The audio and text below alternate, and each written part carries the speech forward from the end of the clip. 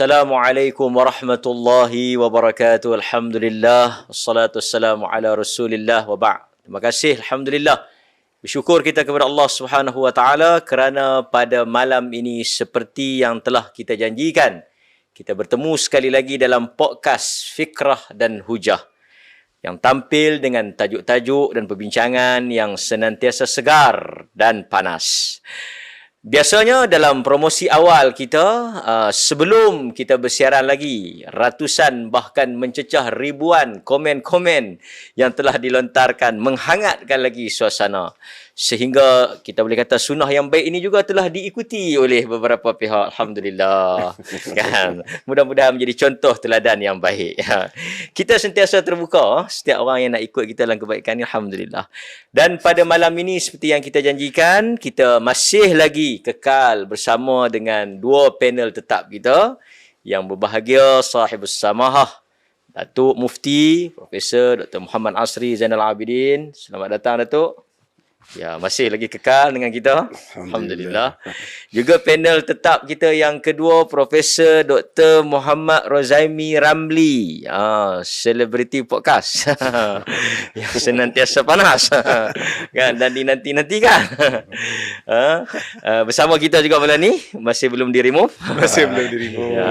Dan kita menampilkan ramai juga yang teruja apabila kita buat di poster tu, penampilan istimewa tetamu khas. Kita dah banyak kali, banyak siri dah tu, tak ada tetamu jemputan. Malam ni kita terima kasihlah kepada yang berbahagia Datuk Dr. Fathul Bari yang sudi menjadi tetamu jemputan kita. Alhamdulillah. Doktor juga berkelulusan dalam bidang hadis. Alhamdulillah, sesuai dengan tajuk kita pada malam ini. Jadi kita nak sembang malam ni rancak sikit lah, 4 orang kan. Jadi taklah syok seorang-seorang. Syok beramai-ramai. Kan. Dan kita punya menu malam ni. Okay, menu malam ni. Seperti yang telah tertayang dan terdedah kepada semua penonton, nama menu ni ialah Miang Kam, bukan Miang Keladi. Atau Miang Gatai tu. Miang Kam. Ni makanan mana tu? Ini makanan Perlis lah. Makanan Perlis lah. Siam dapat tiru. Ya, tiru. Yang ni Miang Kam Perlis. Miang Kam Perlis. Walaupun asal Siam lah kan. Asal Siam lah. Okey, Miang Kam Perlis. Jadi sebelum kita nak mulakan perbincangan kita ni, saya rasa kita kena tunjuk jugalah, no? Tunjuk sikit macam mana nak makan Miang Kam ni. Sebab walaupun kami ialah bukan orang sini kan. Memang ini pertama kali makan Miang Kam ni di sinilah. Di sini ya. Jadi tak semua orang yang bukan berada di Perlis ni, tak pernah berada di Perlis, mungkin tak tahu makanan ni. Tak tahu Miang Kam ni ya. Miang Kam ni dia makanan yang agak popular lah di Perlis. Di Perlis lah. Walaupun rakyat dia tidaklah miang sangat. Okey. Saya elok kalau Ustaz Mat kenalkan satu-satu. Masya Allah. Okey. Item dia. Ni bahan asli lah, bukan? Bahan asli. Yang ni yang sahih, yang bukan yang palsu lah. Sebab kami nak test tu. Macam Imam Bukhari kena test tu. Masuk Baghdad dia kena test. Okey. Jadi yang ni kalau penonton boleh tengok, anda ambil satu tu . Okey. Yang ni nama dia daun kaduk. Atau kaduk. Kamera dapat nampak? Nampak tak? Nampak. Bukan kaduk naik junjung. Okey. Ni daun kaduk. Okey, daun kaduk. Dia macam daun sirih. Kita kena ada ciri-ciri untuk nak membezakan kaduk benar dan kaduk palsu. Okey. Kemudian kita ada kacang. Yang ni semua orang tahu kacang. Kacang goreng. Nak ambil sikit lah. Dia macam ni. Itu kuah dia. Kuah dia ni. Kita Palm sugar. Kuah dulu atau kuah kemudian. Kuah ni Ana tak pasti daripada apa dah tu. Dia ni ada Kadang orang pakai Nissan. Nissan. Jadi kita masukkan sikit kuah dia. Bukan Nissan yang kat kubur tu. Itu batu Nissan. Malah apa ni? Jangan takut. Kalau kau takut. Okey, kita buat kacang tu . Kalau kau takut, aku pun takut. Tapi dia dah melekat ni. Okey, kacang. Itu Ustaz tu pun biarlah letak benda-benda kering dulu. Itulah. Dia basah dulu kan. Ini dia bagi letak yang basah dulu. Nampaknya anda dah gagal ni. Ni gagal ni. Betul korang boleh. Ni check 09 ke tak? Anda mungkin pendatang. Kan, kacang. Yang ni bawang merah. Bawang merah. Tapi tak apalah, kita nak podcast kan, kita nak solat. Okay. Yang ni Dia tak wajib tertib, tak wajib. Dia tak wajib tertib ni. Tak wajib tertib. Tapi Tapi kena mualat. Okey, lepas tu yang ni nyok Nyok. Nyok kan, nyok kering kan. Nyok kering. Di belah selatan tak ada benda ni. Dia ada kelapa. Yang Udang. yang ni Udang udang kering. kering. Ya. Udang kering. Yang ni limau, masukkan saja. Limau nipis. Rasa. Yang ni cabai. Kalau Dr. Rozaimi dia mungkin makan banyak sikit lah pasal dia pedas. Kan. Okey, jadi macam itulah. Okey. Lepas tu kita lipat tu. Kita lipat. Bismillah. Bismillah. Boleh tu ah? Bismillah.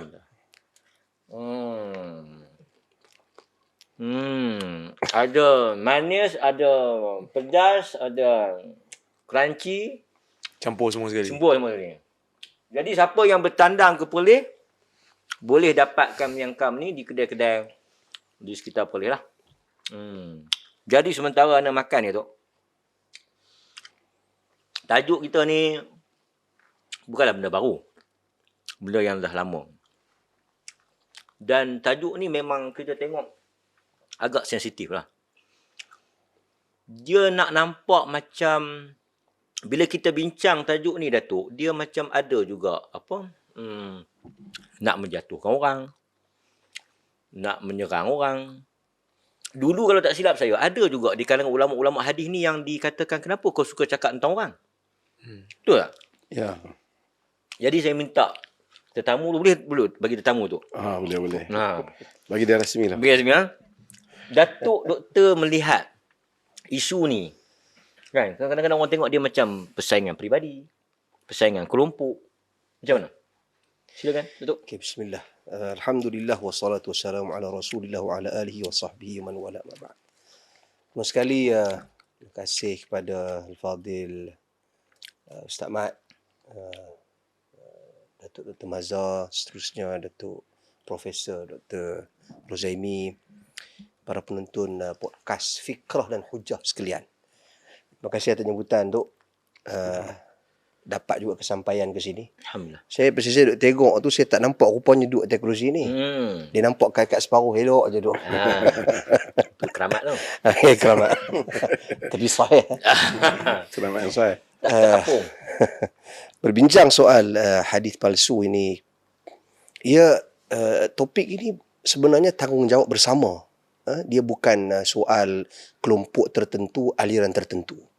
Perbincangan soal hadis palsu ini bukan satu perbincangan yang baru. Topiknya bukan topik yang baru.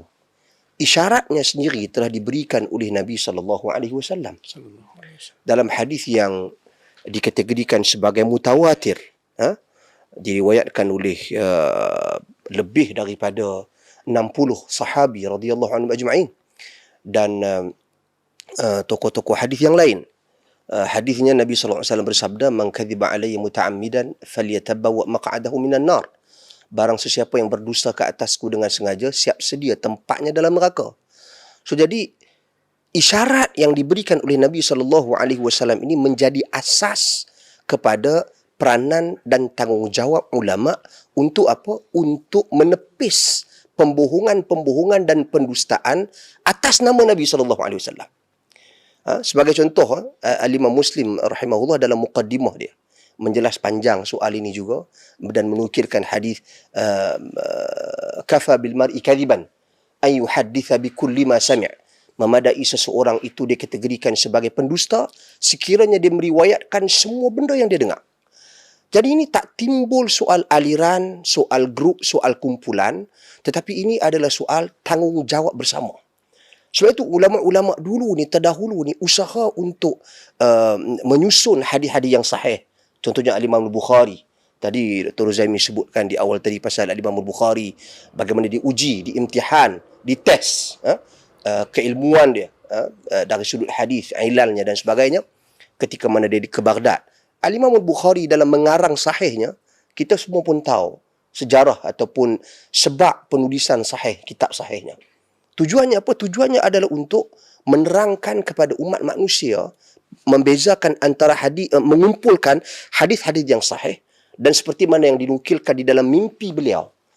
Yang dinukilkan oleh para ulama hadis, bagaimana beliau menyatakan mimpi beliau pada gurunya, bahawasanya beliau bermimpi beliau mengipas Nabi SAW dan diberikan tafsiran pada mimpi tersebut, iaitu beliau menjauhkan hadis-hadis palsu dan pendustaan daripada baginda SAW. Itu clear. So jadi adakah usaha Al-Imam Bukhari ni terikat dengan aliran pemikirannya ataupun kebertanggungjawabannya ke atas hadis Nabi SAW? Ulama-ulama a'immah arba'ah, para imam, walaupun Al-Imam Abu Hanifah dikategorikan sebagai madrasatul ra'i, tokoh daripada aliran pemikiran, aliran apa kita panggil, ra'i ni kita bergantung kepada banyak kepada akal, istihsan. Okey, istihsan, qiyas dan sebagainya. Tapi murid-muridnya, contoh Muhammad bin Al-Hasan Asy-Syaibani. Okey.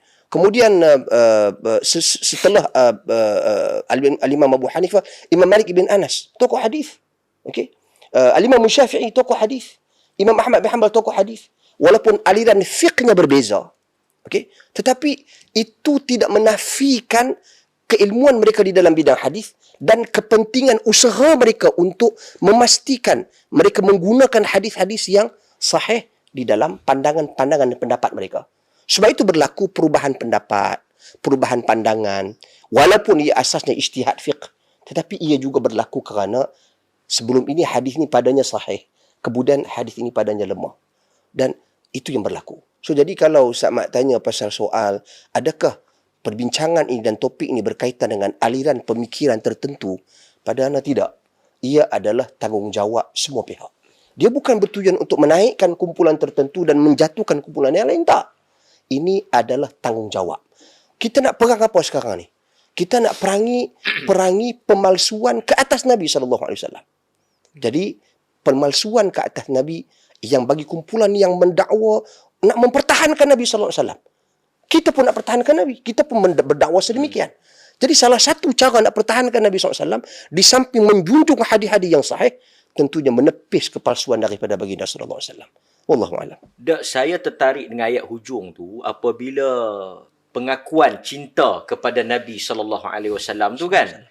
Sebab kita tengok dalam masyarakat ni secara umum dan sebahagian, bukanlah kita kata semua, sebahagian penceramah ataupun pendakwah ni dalam dia melaungkan cinta Nabi dan sebagainya, dia tak rasa berat, dia tak rasa satu jenayah, dia tak rasa benda satu kesalahan. Sedangkan dahulu kalau kita tengok pemerintah mengambil tindakan yang keras. Sehingga dia rasa kalau orang tegur pun dia susah nak tarik balik. Dia rasa benda tu macam seperti dosa-dosa yang lain. Doktor melihat macam mana? Dia pun nampak macam doktor saja yang duk kalut. Siapa tu? Kan? Baik, Assalamualaikum warahmatullahi wabarakatuh. Alhamdulillah wassalatu wassalamu ala Rasulillah wa ba'd. Terima kasih Ustaz Ahmad, sahibul samaha Datuk Mufti dan juga Datuk Fathul Bari yang ada pada malam ini.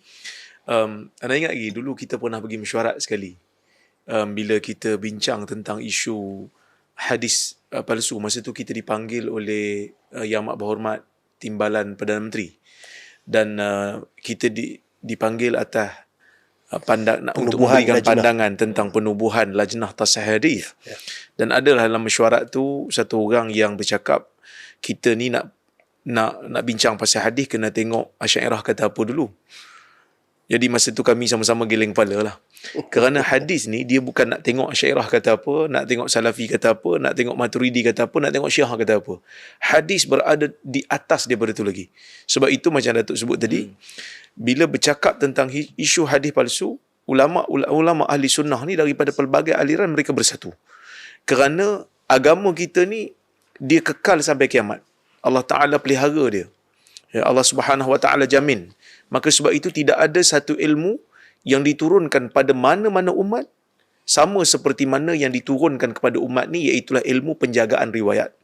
Maka ilmu rijal itu diperkenalkan, disusun oleh para ulama hadis hanya semata-mata kerana nak menjaga keaslian hadis. Sebelum tu, mungkin penonton kita ni ada sebahagiannya orang awam. Ilmu rijal tu apa? Ilmu rijal ni adalah ilmu yang membicarakan tentang biografi perawi.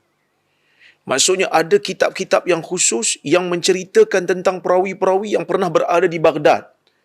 Khatib Baghdadi menulis Tarikh Baghdad. Ada yang menulis tentang Tarikh Jurjan, membicarakan tentang perawi-perawi yang pernah sampai ke bandar Jurjan. Ada yang menulis tentang Tarikh Asfahan. Maknanya bercakap tentang peribadi orang. Perawi. Maksudnya bercakap tentang peribadi dia. Dia lahir di mana, lahir bila, anak murid dia siapa, guru dia siapa, hadisnya apa. Boleh Dan pakai ke tak apa boleh pakai? statusnya di sisi ulama-ulama hadis. Maka sebab itu ketika mana ulama-ulama hadis ditanya tentang kenapa kamu suka bercakap tentang orang kan? Maka dia kata, ta'al ma'ana naghtafillah. Mari duduk bersama dengan kita, kita mengumpat kerana Allah. Mengumpat ni maksudnya, mengumpat yang dibenarkan hanya semata-mata kerana nak menjaga keaslian agama. Jadi, sebab itulah Yahya bin Sa'id Al-Qattan, dia dikritik pada zaman dia kerana Yahya bin Sa'id Al-Qattan seorang ulama hadis besar. Dia dikritik di zaman dia kerana dia banyak menceritakan tentang peribadi perawi-perawi. Dia kata, kau ni suka mengumpat orang, kau ni suka bercakap tentang ingatan orang, suka dedahkan. Dia kata apa? Dia kata, la ayyakunu khusamai indallah ahabbu ilayya min ayyakuna khasmi Rasulullah sallallahu alaihi wasallam. Maksud dia menyebutkan, dia kata, la ayyakunu khusamai indallah. Kalaulah kata orang-orang yang aku kritik daripada kalangan perawi yang lemah ni, yang pemalsu ni, yang aku dedahkan kritikanku pada mereka disebabkan nak menjaga hadis-hadis Nabi ni, mereka ni menjadi musuhku di hadapan Allah, dakwaku kerana aku mengumpat mereka, lebih aku suka daripada yang menjadi musuhku ialah Rasulullah. Kerana Rasulullah akan bertanya aku nanti, lima haddatsta anni haditha kadhib. Kerana kenapa engkau baca daripada aku hadis-hadis yang palsu? Engkau biarkan hadis-hadis yang palsu ni tersebar di atas namaku. Maka sebab itu, ulama-ulama hadis daripada zaman dulu sehingga zaman sekarang, mereka akan sebut satu orang kata apa, ulama-ulama hadis satu nada yang sama. Bayyin amrahu linnas. Jelaskan kedudukan pemalsu hadis, pembawa cerita bohong, pembawa cerita hadis palsu ni kepada manusia supaya manusia tahu. Dan alhamdulillah sekarang ni tak macam dulu lah. Sekarang ni bila kita cerita pasal hadis palsu, orang dah mula ada awareness. Kira seimbang lah. Yang nak jaga nama ustaz dengan nak jaga nama Nabi ni kita nampak seimbang. Dulu kita struggle. Datuk antara yang awal sebut. Datuk Fatul Bari pun antara yang awal sebut. Masa tu anak tak masuk dalam bidang hadis lagi. Masa tu pun kita pun heran. Pasal apa cerita pasal isu hadis palsu ni macam berat sangat? Bila kita dah masuk dalam bidang ni, baru kita tahu isu ni adalah satu isu yang serius. Orang awam memang bergaduh.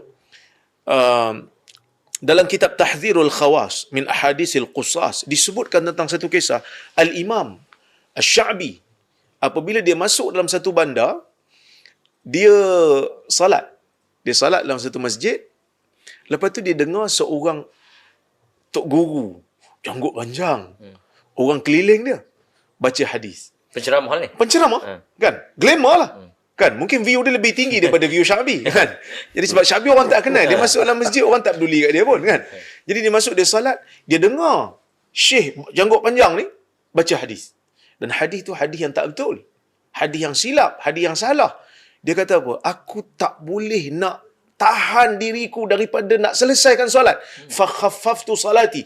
Aku segerakan solat aku dan aku bagi tahu pada Tok Syekh tu, hang baca hadis salah. Masa tu orang-orang yang ada di keliling Tok Syekh tu pukul Sya'bi. Ya. Pukul Sya'bi. Solidariti lah ni. Bersolidariti. Maksudnya daripada zaman dulu sampai sekarang ada saja orang yang ekstrim untuk menjaga nama tokoh masing-masing berbanding daripada menjaga nama Nabi sallallahu alaihi wasallam. Sya'bi ni bukan sembarang orang, gunung ganang dalam hadis. Ya. Kena pukul tu, kan? Apalah sangat kalau kena kutuk. Kena kecam dalam Facebook. Biasalah kan. Sikit lagi tu kena pukul. Nasai kena pukul ya. Kan hadis. Kena hadis. Ibnu Jarir Ibnu Jarir At-Tabari juga kena pukul. Pasal bertahan hadis. Ya. Jadi doktor belum kena pukul? Belum lagi. Belum secara anda Kereta kena bakar pernah tu. Okey, ada ke tu? Silakan. Okey, apa So, sebelum tu, kita minta yang menonton ni, walaupun saya tengok dah cecah dekat 3,000 secara live ni, satu page. Yang lain saya tak pastilah, TikTok ke Instagram. Alhamdulillah. Cuma saya minta sahabat-sahabat yang mengikuti live kita ni boleh share. Boleh share siaran kita ni. Tapi sebelum nak share tu, saya mock dululah kan. Okey. Datuk, saya tertarik lah, selain daripada Miangkam ni, saya tertarik juga yang lebih panas ni, karya Datuk. Hadis palsu, kesan negatif terhadap imej Islam. Dan Datuk dulu memang terkenal lah kan, ramai jugalah di kalangan orang menega-menega ni marah kan, hadis-hadis kayu koka, hadis apa? Hadis banyaklah kan, hadis salam masuk syurga. Masuk syurga kan. Sampai saya ingat lagi ada satu seminar di Perak. Satu seminar anjuran Jabatan Agama Islam Perak masa tu. Syakan masa tu kan. Boleh Datuk cerita. Masa tu muda kan. Saya ingat dia punya ni pengarah Jabatan Agama dia kan. Kan Syekh tu. Datuk Makna Mansur. Komen sikit tu. Bismillahirrahmanirrahim. Terima kasihlah kita pada sahabat-sahabat yang telah ulas. Dulu nak ingat sikit dulu bila nak cakap pasal hadis palsu ni letih. Sekarang ni ramai Dr. Aurora bin Hadi, Dr. Fathul Bari, ramai lagi pun mula menyelami bidang hadis ni. Dulu ada orang kata kan, palsu pun hadis juga. Apa yang masalah? Yang palsu tu perawinya dia kata, yang hadis tu Nabi lebih punya. teruk dia kata ada tergamuk Nabi cakap dia kata palsu. Kira dulu dia punya persaingan dulu yang antara yang dahsyat, ingat tak? Hadis fadilat tiap malam sembahyang tarawih.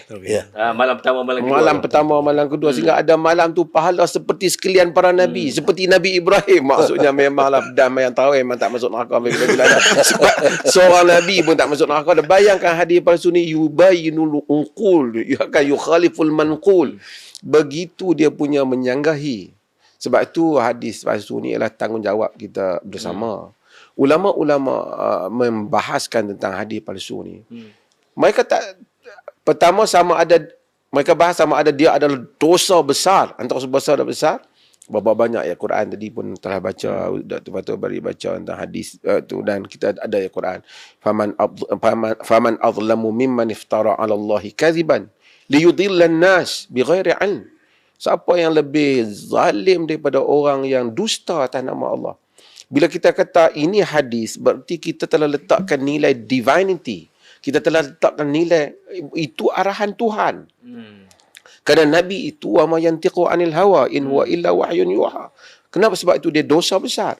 Sehingga kan Abu Ma'ali Al-Juwaini, ini dalam siapa yang belajar di dalam fiqh usul dan menukilkan daripada bapaknya. Bapak dia Abdullah bin Yusuf bin Abdullah Al-Juwaini, usuli, adib kan, menyatakan orang yang dusta pada Nabi kafir. Walaupun Abu Ma'ali Al-Juwaini anak dia tidak berasa itu pandangan yang dhaif, tapi mengkafirkan. Sehingga ke tahap ada pandangan. Hingga maksudnya kerana terlalu bahaya. Dan Az-Zahabi dia menukilkan daripada Ibn Jauzi bahawasanya dia kata kalau dia reka hadis tu membabitkan halal haram, yang halal diharamkan, yang haram dihalalkan, sepakat kafir. Cumanya dia kata kalau dia reka hadis itu bukan bab tu. Bukan targhib, itu bab. Tapi kalau dia benda yang haram, dia pergi reka bagi jadi halal.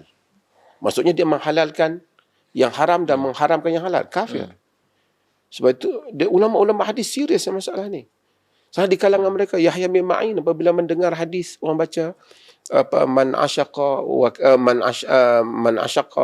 wa katama wa mata syahidan.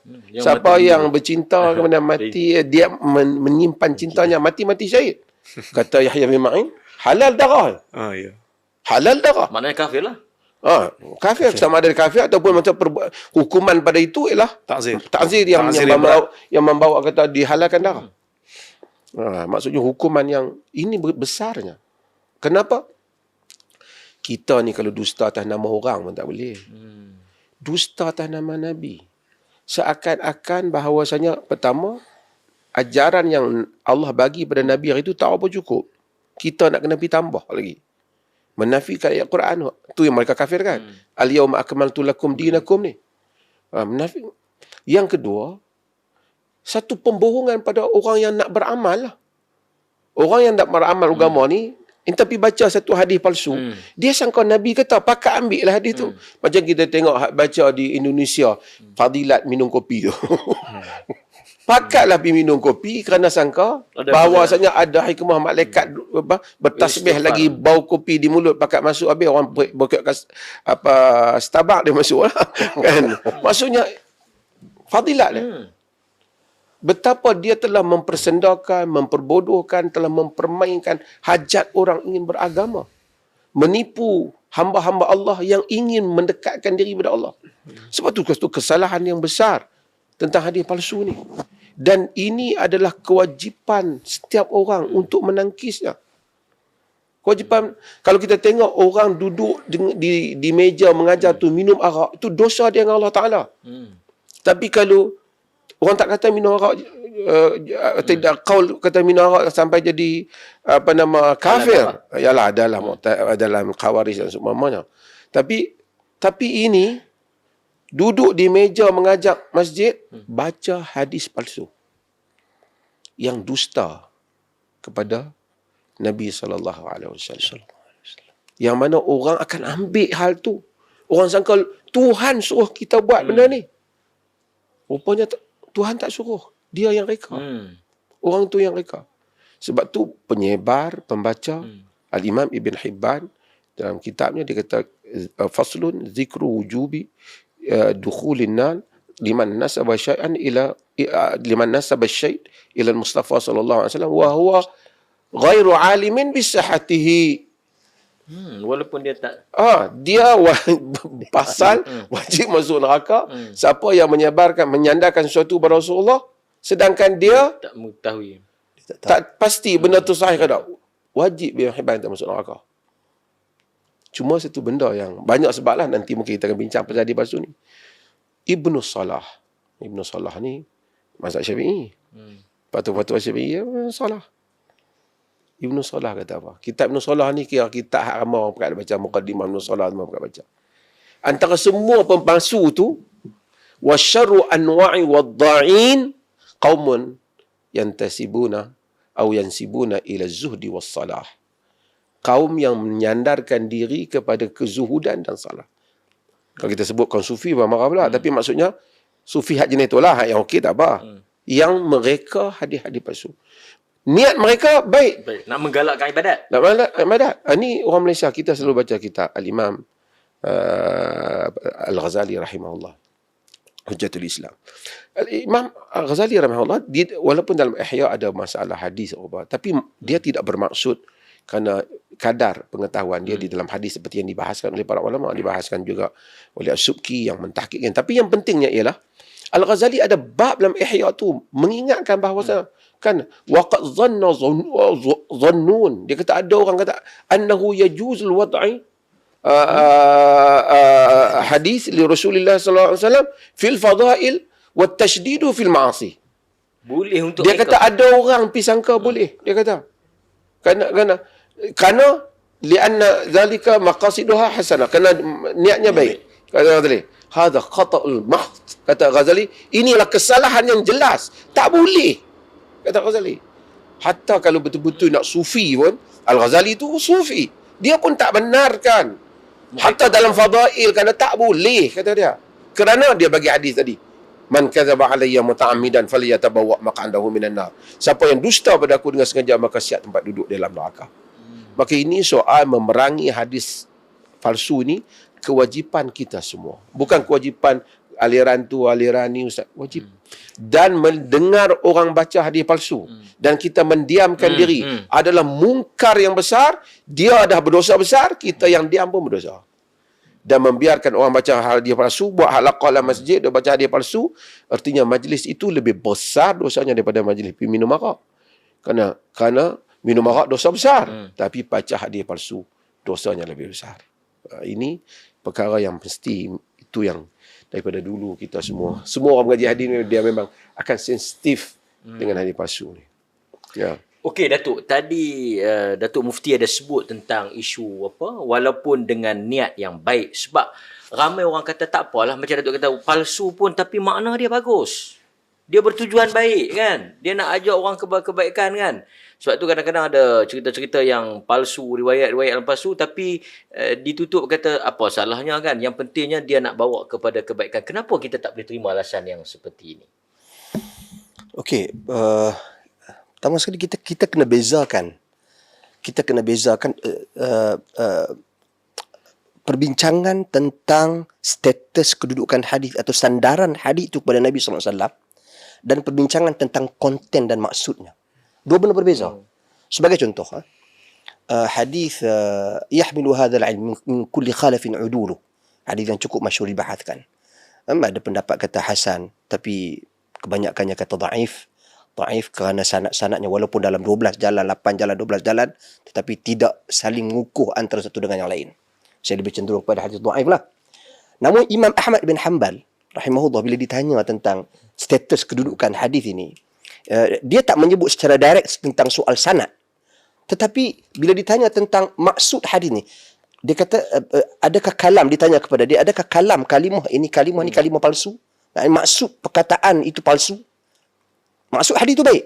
Yang akan membawa ilmu di zaman ini, min kulli khalafin, setiap zaman itu orang yang adil, yang akan menghapuskan takwilan golongan yang jahil, yang akan membongkar kebobrokan golongan-golongan pemalsu-pemalsu ini, penjahat-penjahat pendusta ke atas agama. So itu konten hadis yang sangat baik maksudnya. Imam Ahmad akui. Okay? Walaupun hakikatnya sanadnya dhaif. So mengambil maksud yang mana tentunya ada dokongan daripada hadis-hadis yang lain, nas-nas Al-Quran yang lain. Tak apa kita ambil maksud tu. Tapi perbincangan tentang soal status sanad tu, sandaran kepada Nabi itu penting. Tak boleh ditinggalkan. Dua benda berbeza. Dua benda yang berbeza. Yang perlu dibezakan. Kullu ma qalahu Nabi sahih. Wa laysa kullu sahih qalahu Nabi SAW. Semua yang Nabi kata sahih kan? Sahih. Bukan semua sahih Nabi kata. Kita buat podcast malam ni pun sahih. Tapi tak ada hadis. Tapi Nabi tak kata. Ustaz Mat lelaki. Sahih. Statement tu sahih. Tapi bukan hadis. Bukan hadis. Nabi. Dia pun kata sahih. Dia pun kata sahih hadis. Oh, bukan macam tu. Sebab tu Ana tarik tadi seorang sikit Datuk Sahih Usama tadi. Dr. Zaim mengingatkan kembali kenangan pasal penubuhan lajnah hadis. Ini satu kredit yang kena bagi kepada Timbalan Perdana Menteri juga zaman tu. Datuk Seri Zahid Amidi yang mana dia juga Menteri Timbalan Perdana Menteri sekarang. Hasil cadangan dan pandangan daripada kawan-kawan kita, saya sendiri dan rakan-rakan yang lain, ditubuhkan satu lajnah tasihih hadis. Soal kenapa diletak di bawah Kementerian Dalam Negeri? Ini ramai orang tak tahu. Kenapa? Kenapa di bawah Kementerian Dalam Negeri dan tidak di bawah JAKIM? JAKIM ada Darul Hadis dia sendiri. Diletakkan di bawah kerana kita berikan keyakinan kepada Datuk Seri Ahmad Zahid pada waktu itu. Isunya adalah bahaya hadis palsu. Itu tujuan dia. Sebab apa? Sebab hadis palsu ini boleh mengganggu keamanan negara dan kesejahteraan negara. Boleh mendatangkan bahaya. Boleh mewujudkan radikalisme. Sebab hadis palsu. Kerana pada waktu itu kita bahas, ramai-ramai masa tu kita bertengkar dengan Syiah apa semua sekali. Masa zaman tu lah.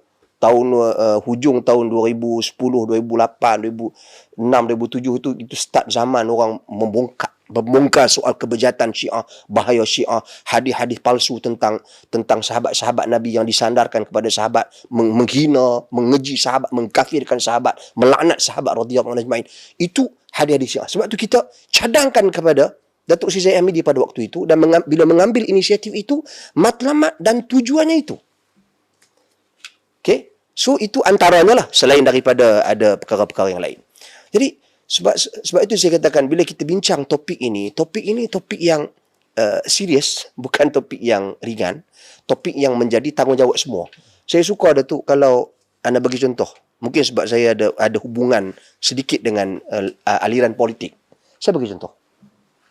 Contohnya begini ya. Rakyat mengundi. Okay. Rakyat mengundi nak memilih calon. Okey, nak memilih kerajaan. Apa dia nak daripada kerajaan ni? Outcome-nya, hasilnya.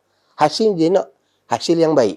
Dia dapat makan cukup makan, dia dapat kerja, dapat infrastruktur yang baik, negara aman dan sejahtera. Tu outcome.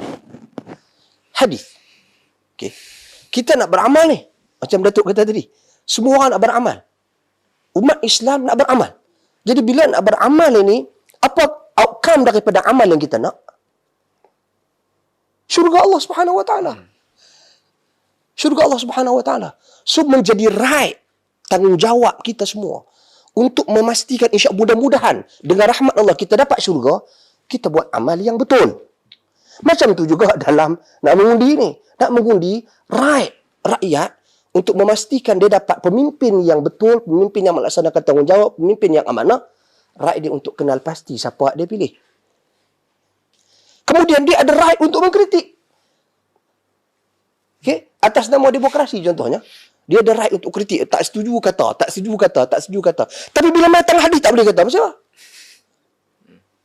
Kena bagi ruang untuk terbukakan minda masyarakat untuk mengkritik bagi mereka-mereka yang membaca hadis tanpa sandaran. Atau bertanya, Ustaz, nak tanya Ustaz, hadis ni riwayat siapa?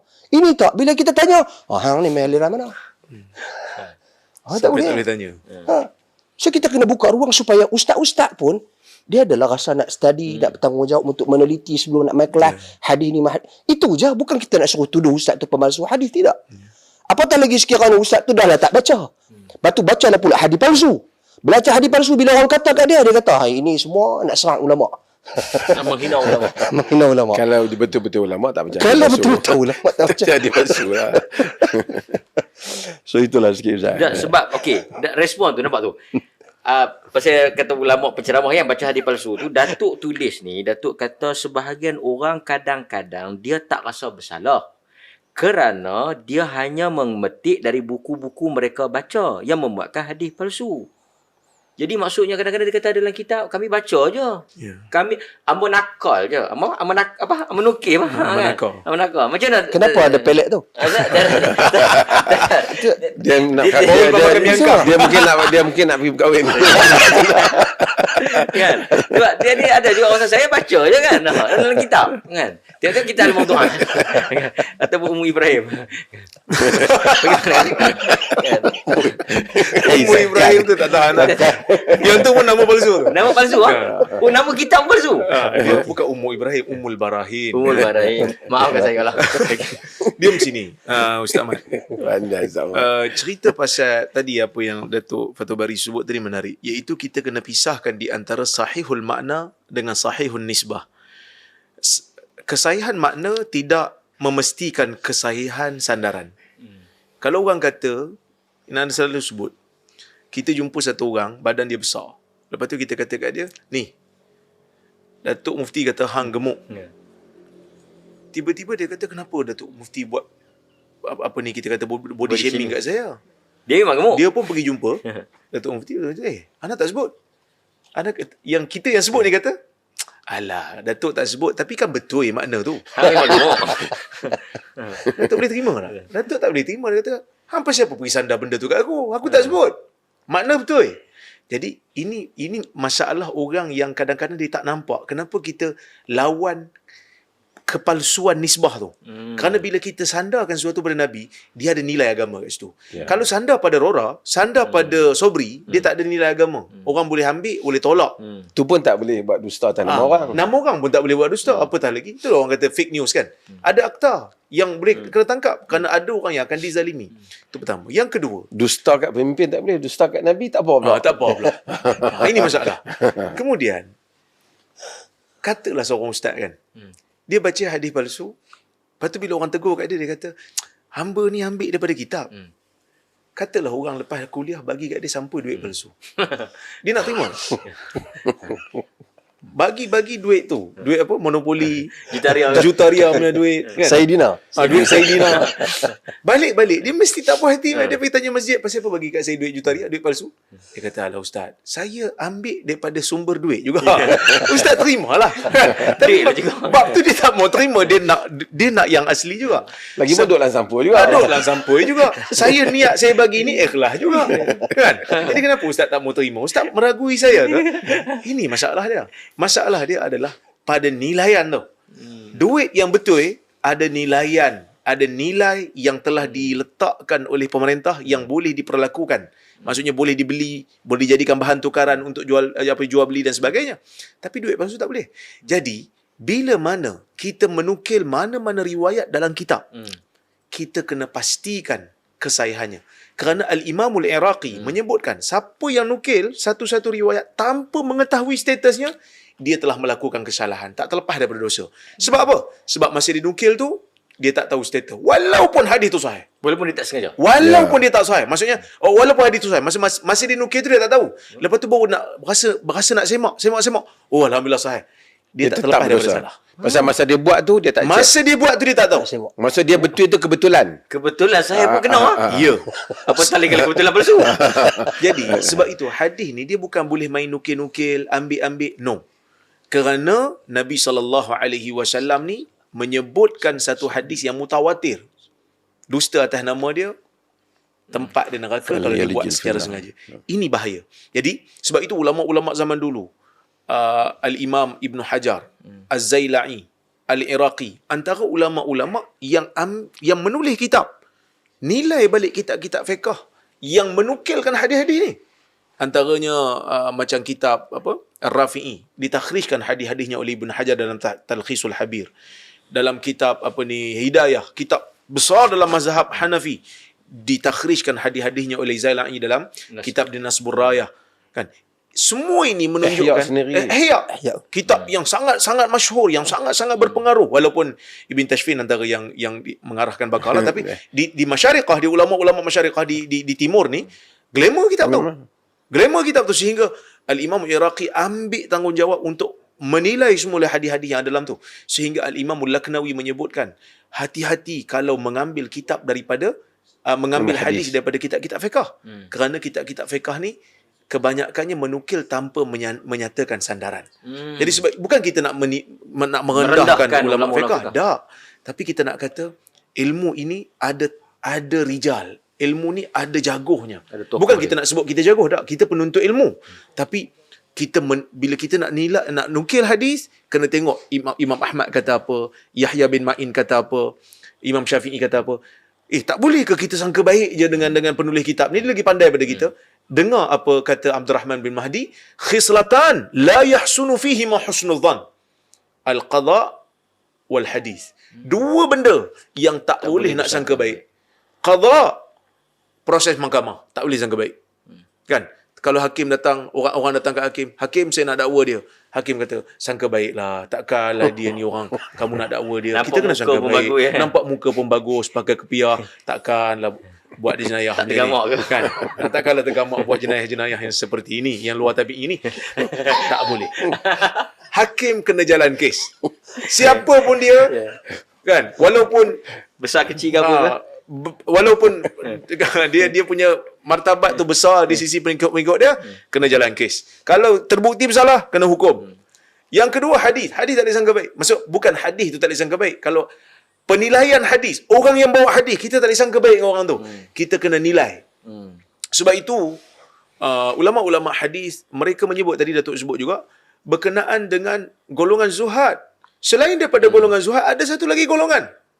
Golongan yang apabila mereka ni, asalnya mereka ni perawi hadis yang hebat, perawi hadis yang baik, tetapi apabila mereka mengubah tumpuan, maka mereka telah menjadi perawi yang dhaif. Antaranya Syarik An-Nakhai. Dia asalnya okey, tapi bila dilantik menjadi qadhi, dilantik menjadi hakim, dia dah sibuk dengan pentadbiran, dia dah sibuk dengan kes, dia kurang mumarasah. Ada seperti Ibn Lahiyah, asalnya perawi yang elok, tapi maktabah pula boleh terbakar. Perpustakaan dia terbakar, jadi buku rujukan dia terbakar. Ma'mar As-San'ani, antara perawi Sahih Bukhari, apabila dia pergi ke Basrah, meriwayat daripada orang Basrah, tertinggal buku nota. Zaman dulu tak ada Google Drive, tak ada handphone nak catat, tak boleh nak retrieve, tak ada email. Maka buku catatan dia tertinggal di Yaman. Maka pada ketika dia baca berdasarkan ingatan dia, maka banyak riwayat yang dia baca di Basrah. Anak-anak murid Basrah mengambil riwayat pada Ma'mar, bermasalah. Kecuali hanya sedikit. Sama juga bila Ma'mar menghadiri kelas-kelas guru-guru daripada Basrah. Kalau dia meriwayatkan daripada orang Basrah, ada masalah sedikit-sedikit. Kerana apa? Kerana dia bukan jenis perawi yang dabtus sadar. Dia dabtul kitab. Dia menulis dengan kitab. Jadi, kesemua ini menunjukkan kepada kita ulama hadis, dalam bab hadis, siapa pun yang bawa, mereka akan nilai, mereka akan kaji. Tak ada ulama yang apabila ni ada satu aliran ni, satu grup ni, dia kata dia research group. Tapi research group dia, asal khilaf je dalam penilaian, kita kena ambil yang paling ringan, yang paling dia suka. Contohlah, ulama ni kata dhaif, ulama ni kata palsu. Ambil yang dhaif. Kita tak boleh nak hukum dhaif, kita kena ambil yang ringan ni, kita ambil. Ini bukan research. Research, bila seorang kata dhaif, seorang kata palsu, kena tengok. Sama macam hadis yang kita bincang sebelum ni. Bila diriwayatkan dalam hadis dikatakan tazawwaju wa la tutalliqu fa inna at-talaq yahtazzu minhu al-arash. Menikahlah kamu, jangan bercerai kerana bercerai menyebabkan arash bergegar. Hadis tu, perawinya Amr bin Jumaih itu hampir sepakat ulama jarh wa ta'dil mengatakan dia ini dituduh sebagai pemalsu hadis. Tiba-tiba adalah satu ulama nama dia As-Sakhawi mengatakan hadis ini dhaif. Terus ada satu orang kata, Rora ni tu masalah dia. Ada khilaf tapi tak nak berlapang dada. Ambillah yang dhaif. Kenapa tak bagi tahu dia dhaif? Dhaif yang diletakkan oleh Sakhawi tu kita kena tengoklah. Kenapa dia kata dhaif? Kan? Bahkan Syekh Abu Ghuddah, Abdul Fattah Abu Ghuddah, ketika meletakkan muqaddimah tahqiq kitab Al-Masnu', dia buat satu statement yang sangat-sangat berani. Ini boleh buat kajian jugalah untuk PhD. Dia kata mana-mana kitab-kitab yang membahaskan tentang al-mawdu'at, mengumpulkan hadis-hadis palsu ni, kalau dalam kitab tu disebut la yasih atau la yasbut, tak sahih ataupun tak sabit, ia adalah petanda palsu. Ini yang dibuat oleh Abu Ghuddah. Dan Syekh Abdul Fattah Abu Ghuddah, dia bukan aliran Saudi ni, dia aliran Sufi. Dari Sufi. Dia Syria. kecenderungan dia kepada Sufi. Dan dia buat satu statement yang sangat berani. Maksudnya kalau dalam kitab-kitab yang menghimpunkan hadis-hadis palsu ni disebut bukan sekadar palsu je, la yasih, la yasbut. Dia kata kebiasaannya hadis-hadis seperti Isyarat ini kepada palsu. isyarat kepada palsu. Jadi bila Imam Sakhawi kata dhaif, yang ni kata palsu, kita nilailah.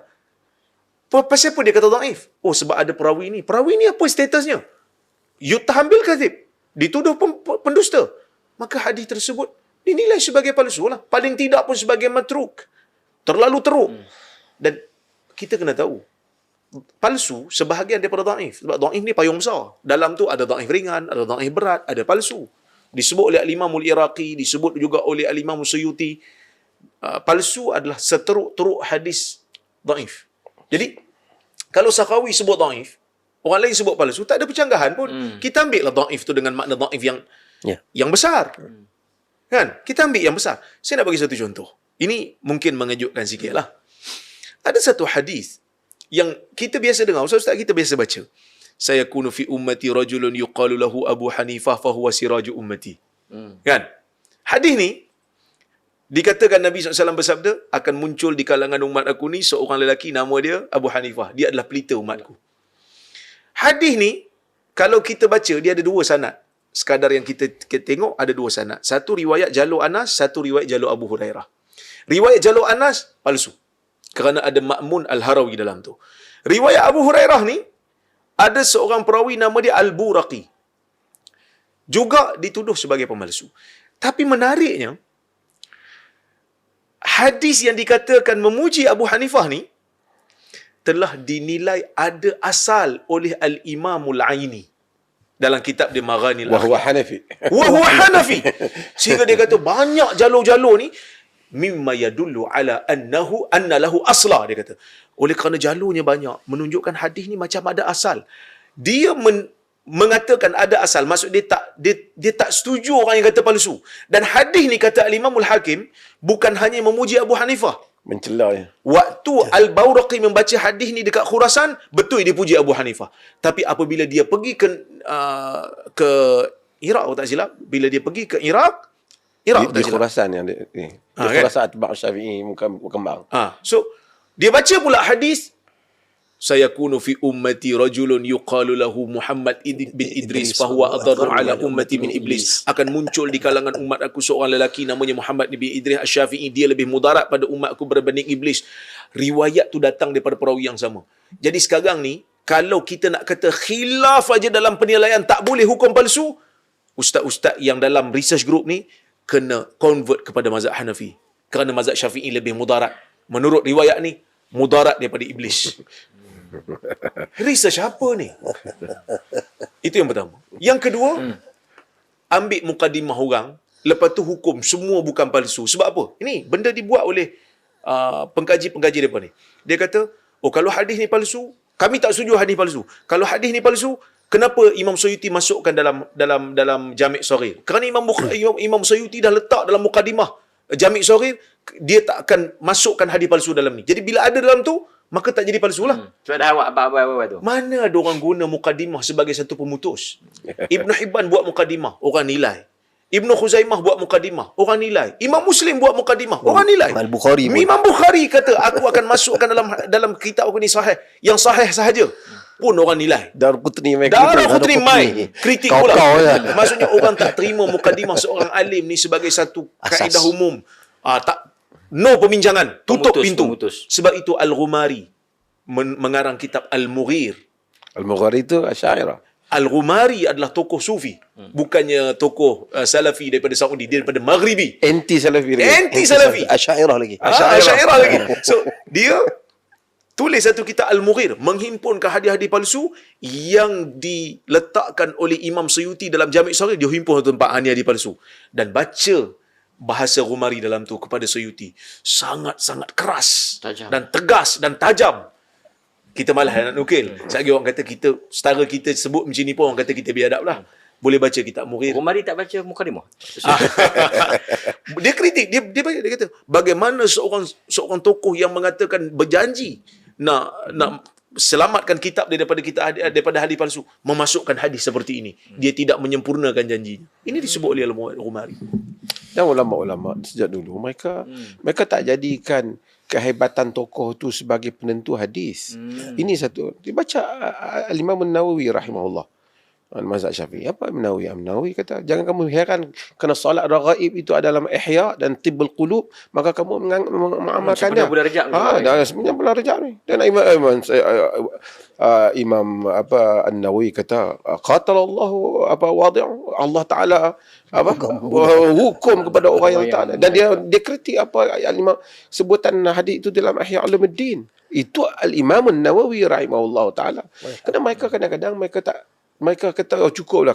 Kita siapa nak kritik dia? Dia kalau kira macam tu, tak ada hadis. Semua kita hadis tu sama je lah.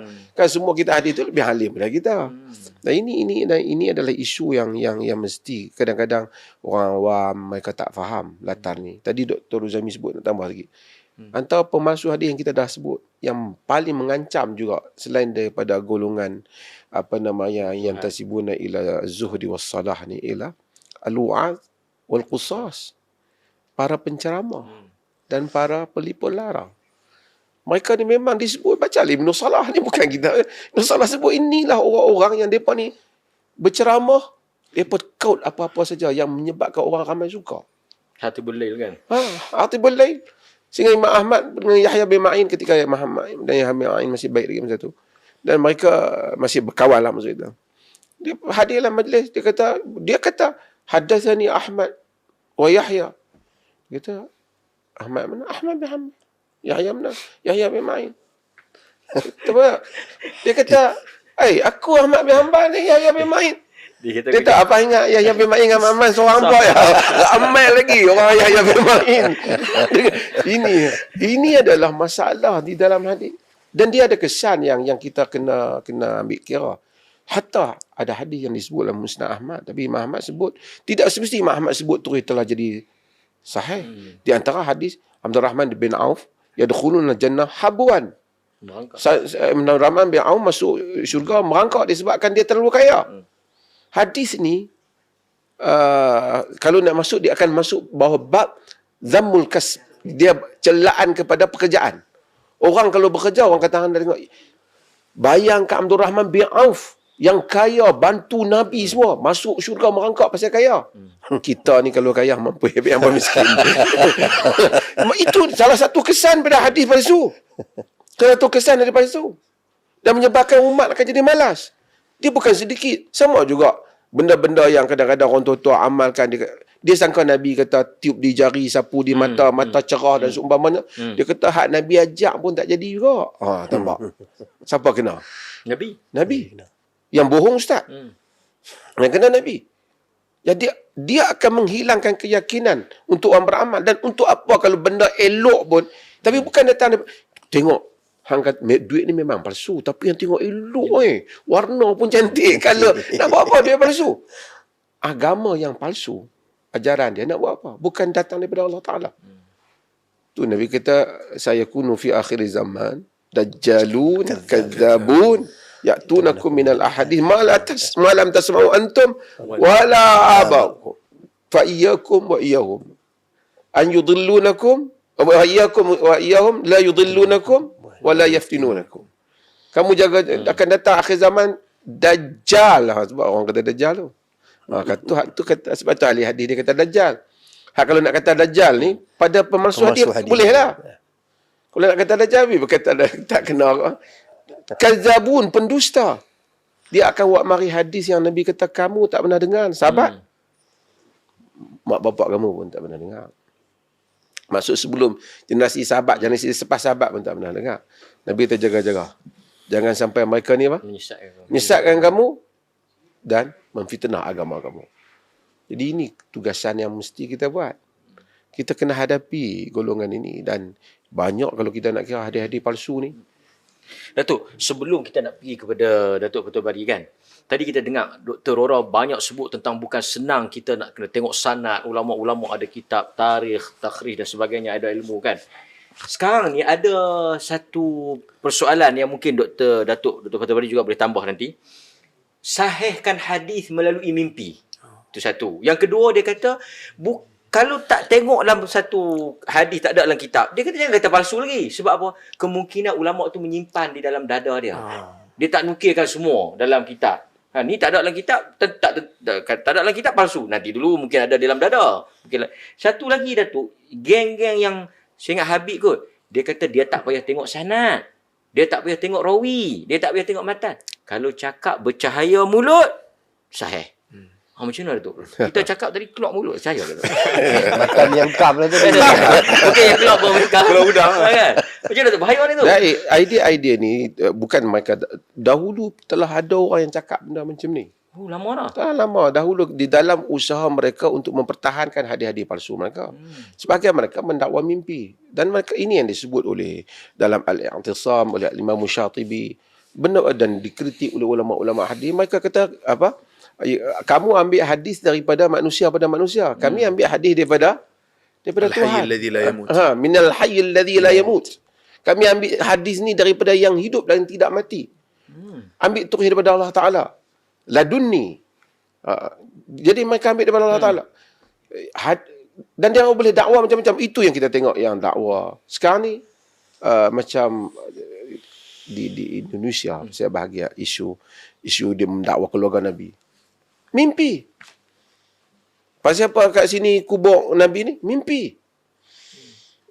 Cara macam tu juga kalau sebagian agama di Malaysia ni, dia pergi ambil tanah orang, dia pergi buat tokong dia. Dia kata dia mimpi. Tak boleh nak patah mimpi dia, kita kena mimpi pula balik. Jadi kalau dia kata dia mimpi, macam mana kalau orang kata aku mimpi Nabi kita palsu? Ini Israel adalah pun mimpi ambil tanah Palestin. ini adalah satu Tak sudah. mimpi. Tak sudah kita. Tak sudah. Ini satu hal. Dan kemudian tadi tentang orang cakap bercahaya. Ini dulu ada hadis palsu tentang kalau bersin. Bila tengok satu orang bersin tu jadi hadis sahih. Ada. Bila kamu tengok satu orang tu bila dia baca hadis dia bersin, dia hadis sahih. Ini juga Dalam Abu Daud tu. ada dinafikan ulama-ulama tolak hadis-hadis yang seperti ini. Termasuk juga dakwaan tentang dia boleh rasa. Kalau hadis itu sahih dia boleh rasa. Al-Maududi antara orang yang dia bukan nak terima hadis palsu tapi Maududi alim tapi dia jurnalis. Tapi Maududi dia kata kalau kita rasa orang alim tu bila dia tengok hadis tu tak tengok sanad pun dia boleh tahu hadis tu sahih. Tak muntabit, tak dia. Al-Imam Ibn Qayyim tulis Al-Manarul Munif, dia kata ada ciri hadis palsu ni. Dia bukan kata ciri hadis sahih tu. Ciri hadis palsu tu kita boleh tahu benda rakik, bahasa yang tak mungkin. Arba'un la tashba'u min arba' unsa min zakar, ainun min nadar, Ardun min matar. artun min matar, uzunun min khabar. 4 benda yang tak sentiasa mendahagai Tak mendahagai. mendahagai 4 benda yang lain. Perempuan pada lelaki, bumi kepada hujan, telinga kepada mata kepada pandangan, telinga pada pendengaran. Benda macam tu Nabi tak kata benda tak perlu. Kan? Benda tak perlu. Rakik benda. Kan? Benda yang rakik, benda yang longgak punya ucapan yang tak mungkin. Lekeh, benda yang selekeh. Kadang-kadang benda yang hak daripada Umar tu, benda yang dianggap sebagai mubalaghah, berlebih-lebihan dalam pahala. Mujazafah dia digunakan. Semayang yang ni pahala sampai 1000 orang mati syahid. Sekarang macam itulah yang banyak sekarang ni. Kalau diamalkan zikir ini, maka diampunkan seluruh dosa-dosa. Tapi orang tertarik. Orang tertarik lah sebab manusia ni dia frust dengan diri dia sendiri. Dia rasa itu benda yang, walaupun mujazafah ni kadang-kadang ulama-ulama hadis bincang, sukar juga nak ditakkan dawabit. Kerana ada hadis yang memang tinggi juga fadilat dia. Tapi ini benda-benda yang mana menyebabkan orang kadang-kadang memandulkan amalan manusia. Memandulkan. Kenapa? Dia kata, bagus lah orang nak beramal, pasal apa nak kacau? Dia ada bab fadail. Hadis-hadis dhaif ni ada diringankan. Maksudnya kalau dhaif tu tak terlalu serius, kita ambil dia sebagai satu amalan untuk peribadi kita. Kita tak sebarkan ia sebagai jazam daripada Nabi. Adalah beberapa benda. Dan dia juga bukanlah benda-benda yang pelik. Memang di bawah benda-benda yang ada dalam agama. Macam fadilat semayang tu biasa. Semayang 2 rakaat. Kan dah ada. Itu semayang duha. Memang dah ada hadis lain. Kemudian ada hadis yang kata fadilat dia. Hadis tu dhaif sikit. Kelonggaran para ulama dalam hal ni. Tetapi nak main benda baru, kopi lah, apalah ni. Kan? Tu tak cerita lagi cerita-cerita palsu yang lain. Yang reka tak tahu mana. Yang orang percaya. Kan? Istana Fir'aun lah, apalah. Itu satu cerita lain pula. Jadi ini semua, kenapa? Kerana terbiasa berbohong atas nama agama. Itu isu dah. Kalau boleh buat hadis palsu, hadis tu sanad pada Nabi. Nabi ni sanad Tuhan. Mereka akan boleh buat juga ayat Quran palsu. Apa beza? Tetap datang benda dua-dua tu daripada hadis. Dua-dua hadis daripada Nabi. Nabi wa ma yantiqu anil hawa. Wahyu. Kan dia Nabi bercakap bukan hawa nafsu, in huwa illa wahyu yuha. Wahyu yang wahyukan kepada dia. Ya Quran wahyu. Tambah aja. Boleh macam tu? Tak boleh. Ini adalah benda yang serius. Walaupun hadis ada sikit kelonggaran lah di Quran, di sudut riwayat bermakna dan seumpamanya. Kita balik pada doktor, mungkin doktor boleh tambah sikit dan mungkin berespon sikit. Ada orang kata juga kita ni nak ambil buat apa yang sahih, kita pun dhaif. Kita padanlah dengan kita yang dhaif ni. Dan kebetulan kita ambil yang dhaif jalan. Kebetulan Datuk pun dia punya PhD takhrij fadail amal kan. Ya, ada orang kata pandai lebih pada Kandahlawi ni. Mungkin doktor boleh respon sikit kan. Tak, masalahnya kalau ubat nak makan ubat kuat. Tak ada orang pergi cari di Doa pasaran. pun nak doa amal yang kuat-kuat. Tak, betul. Tak ada orang pergi cari di pasaran. Saya dah ubat dhaif. Semua akan cari ubat kuat. Minta ubat yang baik sikit-sikit sudah lah. Tak ada. Itu cakap. Okey, apa ni, masih Ustaz Mat sebut pasal tesis kan. Okay. Sama macam yang Sahibu Samah sebutkan tadi. Contohnya dalam fadilat amal. Masa saya pilih tajuk ni dan lulus PhD saya dalam tajuk ini, fadilat amal ni, saya sebenarnya fokus dalam fadilat amal yang takhrij hadis ni dua bab saja, 2 kitab saja. Fadail as-sadaqat dengan fadail hajj. Al-hajj was sadaqat. Pasal haji dengan pasal sadaqah. Fadail amal ni kitab, kalau saya rasa penonton pun tahu, kita semua pun tahu, kitab yang menjadi salah satu rujukan bagi rakan-rakan daripada Jemaah Tabligh. Yang mana kitab ni bertebaran lah. Saya datang semangat nak tulis ni pasal pi masjid mana-mana pun kita akan jumpa kitab ni. Itu standard. Cumanya oleh kerana kitab ni dia ada dalam kitab tu sendiri ada kitab. Dia ada 9 kitab semua dalam tu. Dan saya tertarik dua kitab yang hujung tu, kitab berkaitan dengan haji dan sedekah. Kerana pada waktu saya tengok kitab tu pada musim haji waktu tu. Sebelum Nabi musim haji. So, bincang-bincang mengikut jumlah hadisnya sesuai dengan tesis PhD. Saya pilih hadis-hadis yang berkaitan dengan, yang tak dikeluarkan oleh dalam kutub sitah. Maknanya hadis-hadis yang saya pilih ni tidak ada dalam kutub sitah. So, saya fokus takhrij ataupun penilaian hadis-hadis tersebut dalam kitab Fadilah Haji dan juga Sedekah dalam Fadil Amal.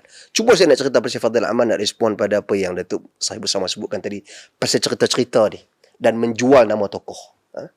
Salah satu cerita dalam muqaddimah Fadil Amal ni, cerita pasal masyhur cerita ni, bagaimana cerita dinukilkan daripada Al-Imam Rifai tentang Syekh Abdul Qadir Al-Jilani telah berada ketika itu di Madinah. Nabi SAW menghulurkan tangan keluar daripada makam baginda SAW, bersalaman dengan beliau dan disaksikan oleh 90,000 orang jamaah yang ada di situ. So, ini dinukilkan di dalam Fadil Amal. Dan Syekh Al-Kandahlawi ambil daripada mana? Dia bukan ambil daripada sumber sembrono juga. Dia ambil daripada nukilan Al-Imam Suyuti dalam kitab dia Al-Hawi. So, jadi adakah kerana dia nukil daripada Al-Imam Suyuti bererti kita mesti katakan cerita ni sahih? Bayangkan Aisyah, isteri Nabi, yang menetap di rumah Nabi, yang baginda sallallahu alaihi wasallam wafat di atas ribanya. Sahabah radhiyallahu anhum ajma'in. 10 orang dijanjikan syurga Allah Subhanahu wa taala. Tidak pernah dinukilkan satu pun daripada kalangan mereka Nabi hulur tangan daripada makam salam dengan depa. Tapi tiba-tiba mai ke Syekh Abdul Qadir Al-Jilani ini seorang lelaki, seorang tokoh ilmuwan yang saya kira dia terfitnah. Cerita daripada nukilan dia tak ada pun. Bukan tak orang dia. cerita. Bukan dia pergi dakwah macam tadilah, macam kata Datuk Mazhar kata, Datuk Mufti kata kawan tu gemuk tadi lah. Datuk Mufti tak kata. Hak macam Syekh Abdul Qadir Al-Jilani antara tokoh yang digunakan nama beliau oleh golongan-golongan tertentu, aliran sufi yang agak melampau ini, menggunakan nama beliau, mencanangkan kedudukan beliau, al-mubalaghah, secara berlebihan, mujazafah dalam memuliakan dan mengagungkan beliau. So, ini ada dalam Fadil Amal. Jadi bila ana sebut ni, ada orang kata sama, dia kata apa? Dia kata hang ni lagi hebat daripada Kandahlawi ya. Itu cabaran dia, sehingga kan ana terpaksa berkunjung ke markas Jamaah Tabligh di Seri Petaling, bertemu dengan tokoh-tokoh mereka. Bukanlah berdebat apa, tidak berbincang, memaklumkan tesis ana, naratif penulisan. Ana bagi tahu ni muqaddimah memuji Syekh Zakaria Kandahlawi, kedudukan beliau dalam hadis, ilmu beliau, sejarah beliau, riwayat hidup beliau, sirah, biografi beliau yang nanukilkan di situ. Beliau pegarang kitab yang hebat, Aujasul Masalik, syarah Muwatta Imam Malik, walaupun beliau Hanafi. Dalam, cuba pelik sikit lah dalam kitab tu, walaupun syarah Muwatta Malik, tapi dia bagi muqaddimah pasal biografi Al-Imam Abu Hanifah. Kitab syarah Muwatta Malik. Tapi tak apa, itu tidak ada masalah. Kita tak ada masalah bab tu. Cuma bila kita tulis yang tu, dia perkata kita nak kutuk dia. Tak. Dalam kitab tu jelas kita susun dengan cara yang baik. Dan kita temui dalam 2 kitab yang anak buat kajian ini, ada lebih kurang 21 hadis yang dhaif, 21 hadis yang dhaif jiddan, dan ada lebih kurang dalam, seingat anak 7 ataupun 17 hadis yang maudhu'. Munkar masuk hadis yang la asal lah, yang tidak ada asal baginya. So, jadi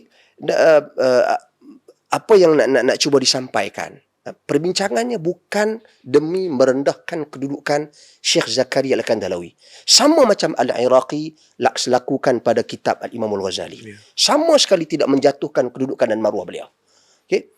Tapi lainlah kita hari ini, kita berhadapan dengan sebahagian qusas, orang yang duk bercerita mengarut kasih kopi tadi ni. Memang itu pada ana tanggungjawab semua untuk tibai depa ni. Yang tu mengumpat yang beribadah. Yang Ijlis beribadah ma'ana kepada Allah nartab Subhanahu fillah.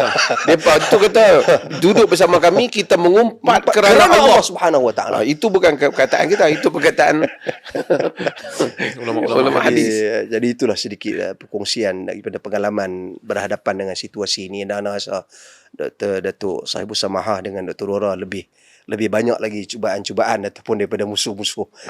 Bukan musuh-musuh bagaimana. Maksud ana di sini orang-orang yang ana tak faham, dia tak suka orang cakap pasal status hadis. Dia tak suka.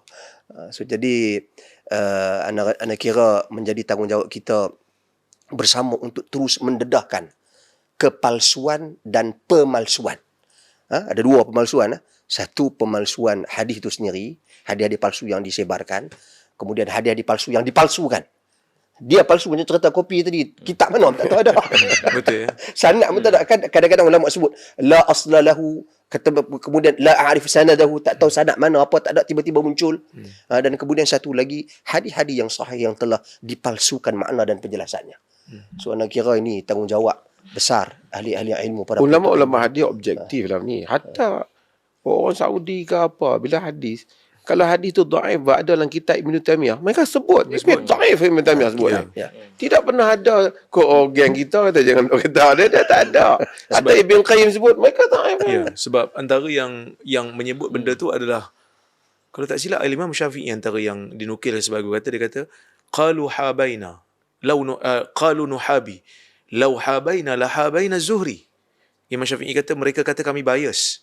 Kalau betul kami bias, kami akan bias pada Zuhri. Kerana Zuhri itu tokoh besar hadis. Tapi mursal Zuhri dinilai dhaif oleh ulama hadis.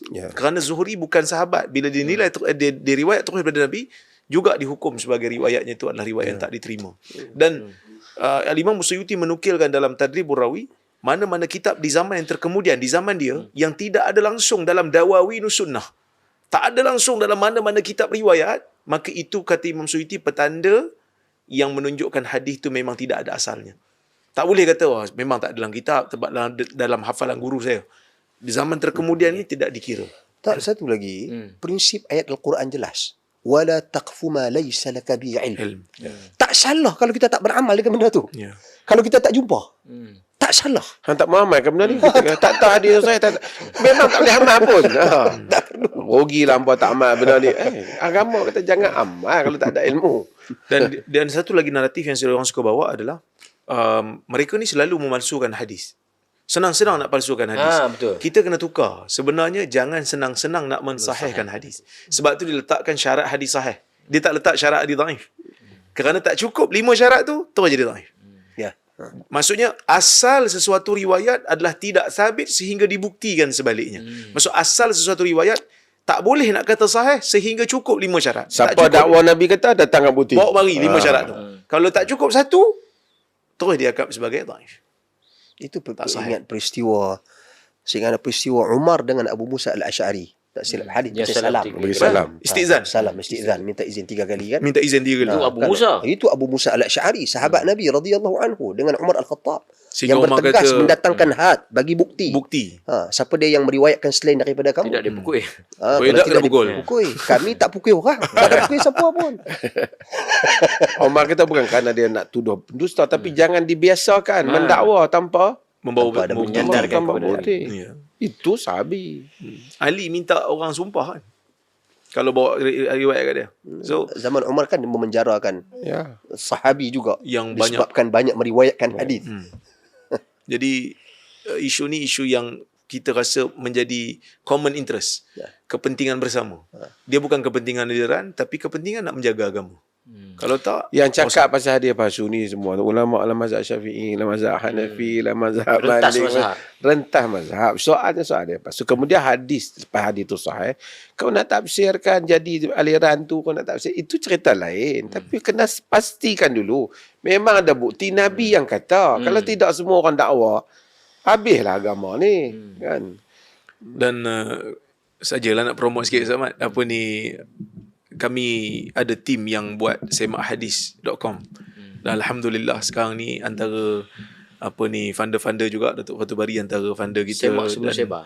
Telekom Malaysia antara funder kita, Tabung Haji antara funder kita, yang kita kumpulkan hadis-hadis dhaif dan palsu ni di dalam satu laman web dan apps. Dan alhamdulillah dalam kerja dah daripada 2019 sehingga sekarang 5 tahun dah, kita dah berjaya memasukkan sebanyak lebih kurang 40,000 hadis dhaif dan palsu dah ada dalam database. Sekarang ni kami sedang usaha untuk menterjemahkan hadis-hadis yang sahih pula, insya-Allah. So ini satu usaha yang kita boleh kata my dream lah. Kita punya impian bersama siapa yang belajar hadis, sebab kadang-kadang bila sampai musim-musim tertentu ni orang tanya, jadi kita tak larat nak jawab kan. Jadi sebab benda tu dia macam rutin. Macam bila datang Rejab, orang tanya pasal Rejab kan. Jadi Rejab. kami nampak trend bila semak hadis, bila datang bulan Rejab, so reach akan tinggi. Visitor akan ramai sebab orang akan mula cari dekat Google hadis-hadis berkaitan dengan Rejab, hadis-hadis berkaitan dengan Ramadan. So dia ada occasion yang tertentu. Jadi kami rasa kalau buat semak hadis ni senang, orang boleh semak, dan dia sangat ringkas, ada rujukan secara ringkas untuk orang awam pakai. Ini wakaf ilmu, dan insya-Allah kita doakan agar dia berterusan lah. Buku ni nampak tu. Buku ni boleh dapat percuma daripada Jabatan Mufti lah. Buku ni ringkas je lah, bukan ni untuk bacaan orang awam lah, bukan tentang hadis palsu. So, tentang ada garis panduan. ada garis sikit untuk siapa-siapa yang dapat Jabatan Mufti boleh dapat percuma. Biasanya main kampung sunnah ataupun kita kena iklan Convention International Convention, Sunnah Convention pada 27 27 28 yang alhamdulillah setakat ni saya nak kena sebut sikit lah, ambil kesempatan boleh, ni sebab berita yang sahih kita benarkan. kena convention ni kita tengok pendaftaran dia ataupun dia walk-in pun ramai, daftaran pun telah melebihi pada satu angka yang kita bimbang atau terlalu banyak. Jadi saya nak nasihatkan terutama yang travel daripada jauh lah, ada yang travel daripada New Zealand lah apa semua, mungkin mereka yang betul, yang orang putih pun ada, kebanyakan yang KL yang dan semua banyak negara lah keluar banyak lah daripada states yang bukan foreigners pun ramai. So jangan pesalah kita siapa, sampai awal dia dapat kursi. Kita tak kata kursi kita tak tagging. Sampai awal, first come first serve. Okey, dia jadi punya kaedah dia, siapa datang awal boleh masuk. Datang awal boleh masuk. Kalau lambat, kita dah ada khemah kat luar tu, dia boleh tengok jugalah. Kita ada screen semua, tapi dalam dewan tu muat berapa ribu je. Jadi dia ni lah, alhamdulillah, insya-Allah. Yang orang hantar kita pun dah 3,000 lebih, 4,000 lah. Semua tak walk in pun ramai, tentu ayat perlis ni semua walk in je. Jadi kita harap kena pandai-pandai lah. Okey, alhamdulillah kepada penonton Fikrah dan Hujah, dan saya dimaklumkan walaupun jam dah hampir 11 malam, tapi yang mengikuti secara live hampir mencecah 6,000 dalam semua saluran kita. Kita taklah kisah sangat view ni sebab sekurang-kurangnya ketiga-tiga panel telah menunaikan tanggungjawab masing-masing dalam menjawab dan meleraikanlah isu tentang hadis palsu ni. Jadi saya tak bolehlah lagi nak berceloteh panjang kerana miangkam ni semakin menusuk ke dalam hidung kami. Jadi nantikan Fikrah dan Hujah dengan landasan ilmiah menanti dan menemui semua penonton kita dalam siaran yang akan datang minggu hadapan. InsyaAllah doakan ahli-ahli panel kita, saya semua kita sihat dan diberikan kekuatan untuk terus berdiri di atas prinsip ilmu dan kita diberikan ketenangan jiwa dan kebaikan dunia dan akhirat, insyaAllah. Terima kasih Datuk Profesor, dan terima kasih juga tetamu istimewa kita yang telah memenuhi lah jemputan kita dan Siap belanja ni. Siap belanja kita juga. Terima kasih Datuk, dan mudah-mudahan siapa yang nak menjemput Datuk bolehlah menjemput dengan benar dan sahih. Bukan jemputan palsu. Bukan jemputan palsu. Jangan beri harapan palsu. Sekian, wabillahi taufiq wal hidayah. Assalamualaikum warahmatullahi wabarakatuh. Terima kasih. Waalaikumsalam warahmatullahi wabarakatuh.